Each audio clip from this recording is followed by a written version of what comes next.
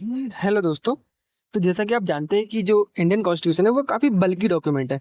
अब इसका रीज़न क्या है? तो इसका रीज़न ये है कि जो इंडियन कॉन्स्टिट्यूशन मेकर्स थे ना, उन्होंने उस टाइम पे अवेलेबल जो कॉन्स्टिट्यूशन थे, उन सभी कॉन्स्टिट्यूशन को स्टडी किया और उनके जो बेस्ट पार्ट्स है, उनको लाके इंडियन कॉन्स्टिट्यूशन में इंक्लूड कर दिया था। तो जो गवर्नमेंट ऑफ इंडिया एक्ट आया था 1935 में, वहाँ से हमने फेडरल स्कीम ली थी, ऑफिस ऑफ द गवर्नर लिया था और पूरा जो इंडियन कॉन्स्टिट्यूशन में जुडिशल सिस्टम दिया गया है, वो भी हमने यहीं से लिया था। इसके अलावा पब्लिक सर्विस कमीशन यानी यूपीएससी और पीएससी जैसे जो सिस्टम्स है, वो भी हमने यहीं से लिए थे। इसके अलावा जो इमरजेंसी प्रोविजंस इंडियन कॉन्स्टिट्यूशन में है, वो भी हमने गवर्नमेंट ऑफ इंडिया से ही लिए थे। इसके बाद हमने ब्रिटेन से क्या क्या लिया था? तो हमने लिया था parliamentary system of government, rule of law और सिटीजनशिप सिंगल होगी, यानी हमें अलग अलग स्टेट की अलग अलग सिटीजनशिप नहीं लेना पड़ता, हमें सिंगल सिटीजनशिप से ही हो जाता है। इसके अलावा कैबिनेट का जो सिस्टम है, यानी जो मिनिस्टर्स होते हैं, वो भी हमने यहीं से लिया था। इसके अलावा जो हबीस कॉर्पस, मैंडमस, क्यो वारंटू वाली जो सारी रीट्स है, वो भी हमने यहीं से ली थी। इसके अलावा बाईकेमरलिज्म, यानी जो पार्लियामेंट के लोकसभा और राज्यसभा वाले जो टू हाउसेज होते हैं, वो भी सिस्टम हमने ब्रिटेन के कॉन्स्टिट्यूशन से ही लिया था। अमेरिका से हमने फंडामेंटल राइट्स लिए थे, जो पार्ट थर्ड में मेंशन्ड है। इसके अलावा जो प्रेसिडेंट होता है, उसको किस प्रकार से इम्पीच किया जाता है, ये पूरी प्रोसेस भी हमने यूएसए से ही ली थी। इसके अलावा जब कोई लॉ बन जाता है और जुडिशरी द्वारा उसका रिव्यू किया जाता है, यानी जुडिशियल रिव्यू किया जाता है, तो वो भी यूएसए से ही हमने लिया था।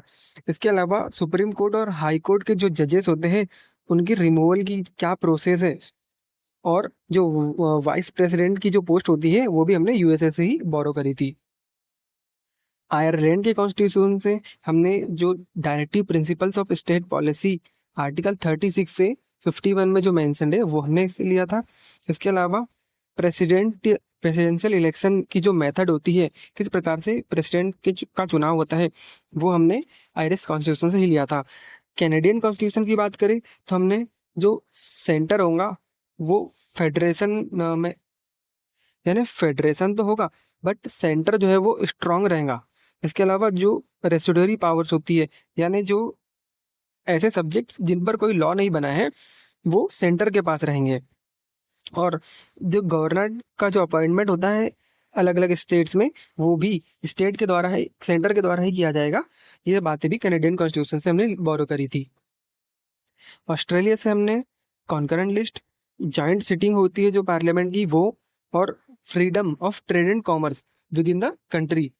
इसके अलावा जो जर्मनी का वेमार कॉन्स्टिट्यूशन है, उससे हमने जो फंडामेंटल राइट्स के दौरान जो इमरजें फंडामेंटल राइट जो इमरजेंसी के दौरान सस्पेंड हो जाते हैं, वो सब हमने यहीं से लिया। यूएसएसआर से हमने जो 11 फंडामेंटल ड्यूटीज हैं वो, और जो 5 ईयर प्लान वाला जो पूरा मामला है, वो यहीं से लिया था।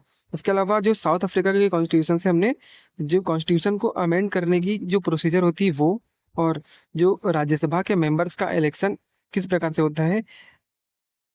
बात करें जैपनीज कॉन्स्टिट्यूशन की, तो हमने जो प्रोसीजर एस्टेब्लिश्ड बाय लॉ वाला कॉन्सेप्ट है,